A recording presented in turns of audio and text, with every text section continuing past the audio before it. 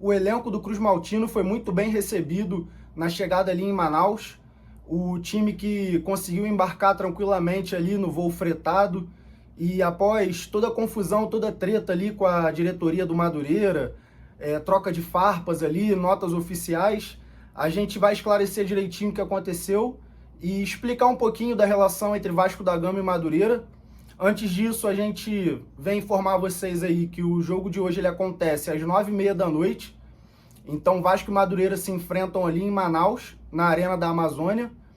Jogo que terá transmissão ali da Vasco TV, Premier e também na televisão aberta. A transmissão vai ser na Band. Sempre que a equipe do Vasco da Gama viaja aqui pelo Brasil, ela é muito bem recepcionada pela sua torcida. O Vasco tem sim uma torcida muito forte fora do estado do Rio de Janeiro.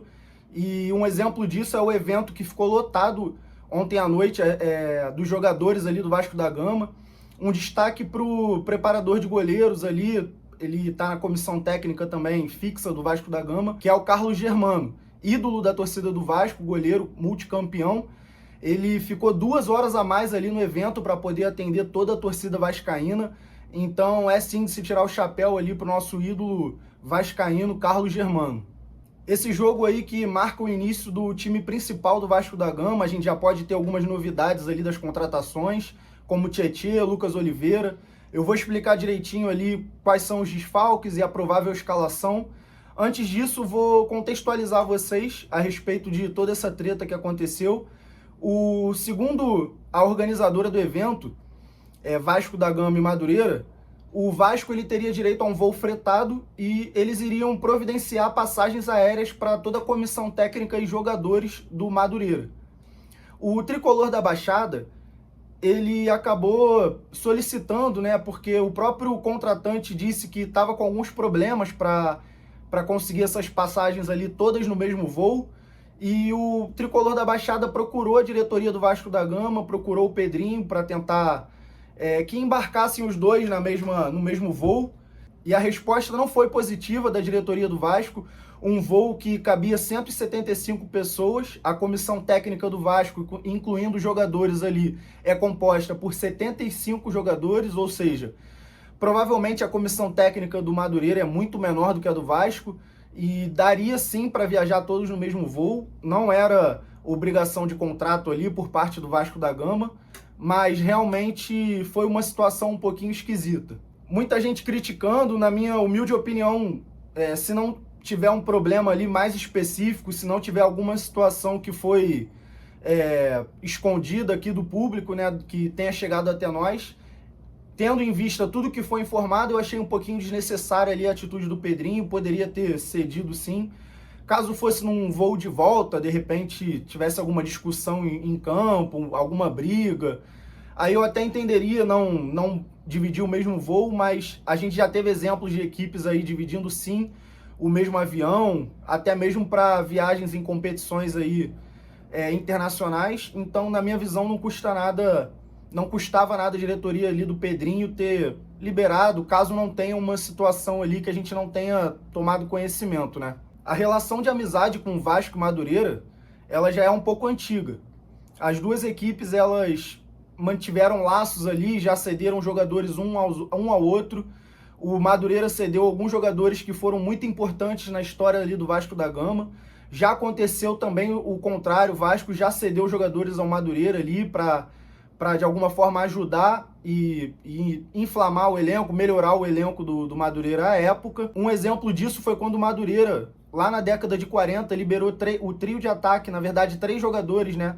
Conhecido ali como os 3 patetas, que eram eles, Lelé, Isaías e Jair. Os 3 jogadores foram muito importantes ali, ganhando inúmeros títulos, todos eles ganharam Carioca de 45 e inúmeros outros títulos depois. Jair venceu o Carioca e mais ou menos ali uns 7 títulos após isso.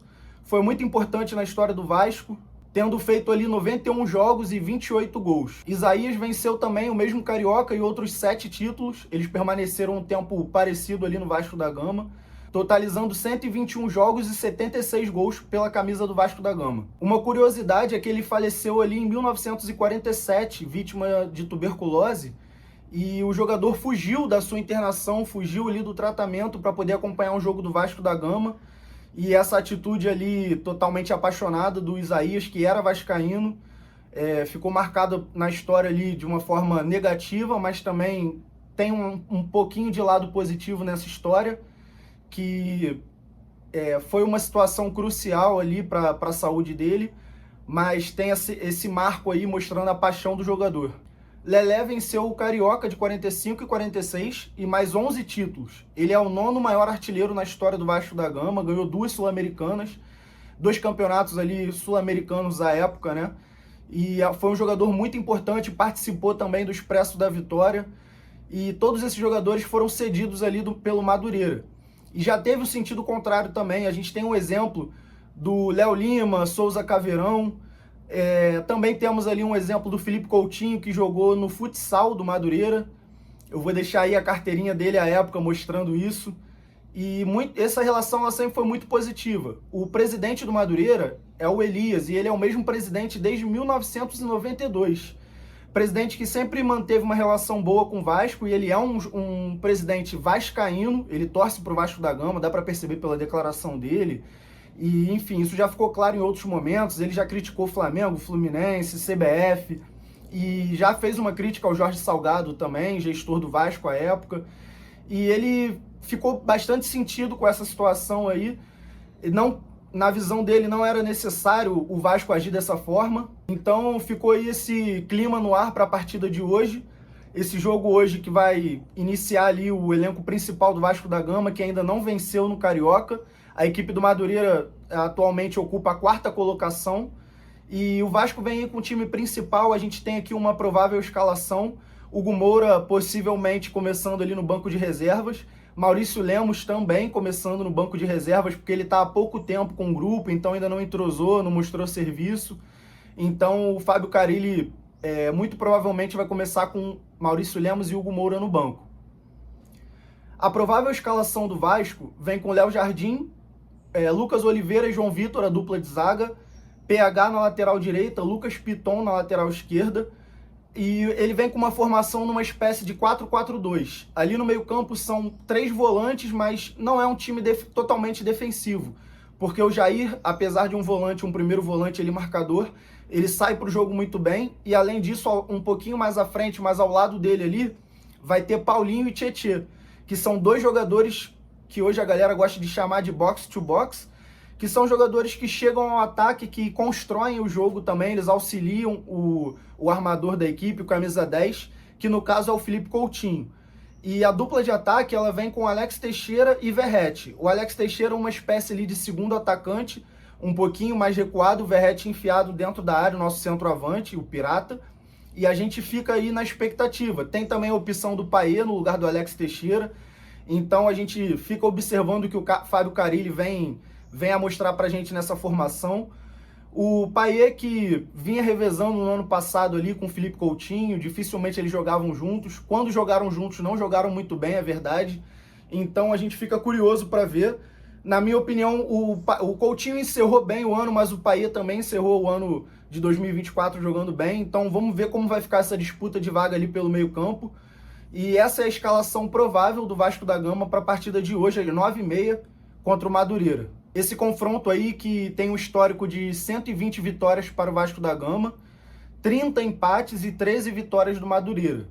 A última vez que o Vasco perdeu para o Madureira foi em 2008, ou seja, já tem aí mais ou menos 17 anos que a equipe do Vasco da Gama não sabe o que é perder para o Tricolor da Baixada, então a gente fica na expectativa aí. Um jogo muito interessante que ficou com um ar aí um pouquinho mais de rivalidade, ficou com um clima um pouquinho de guerra até, eu posso dizer assim, ficou um clima esquisito por uma besteira, uma discussão ali, quase que uma briga de ego, ou não sei direito o que foi. Mas a gente aqui da TV Clubismo fica no aguardo e logo após o jogo também vai ter o nosso pós-jogo, rapaziada. Vai ter análise pós-jogo, destrinchando todo esse jogo aí do Vasco da Gama e Madureira lá em Manaus, na Arena da Amazônia. Se você curtiu e ficou até o final do vídeo, não deixa de deixar o like, compartilha com um amigo aí, joga naquele grupo de vascaíno, manda para aquela galera que você sabe que acompanha o Vasco da Gama de perto, gosta das notícias ali mais de perto. E no mais, rapaziada, é isso. mais tarde eu volto aí pra gente trocar essa ideia a respeito do que rolou no jogo do Vasco. Meu palpite é que o Vasco ganha com tranquilidade. Pode ser ali um 2-0, que tá tranquilo. Eu tenho uma visão de que o elenco e o time titular do Vasco estão muito bons para essa temporada. Esse time que eu disse para vocês aqui, contando ainda com o Payet no banco, o Adson podendo retornar, tem muita peça interessante sim. Então é isso. No mais, rapaziada, tamo junto. Mais um vídeo da TV Clubismo. Um abraço.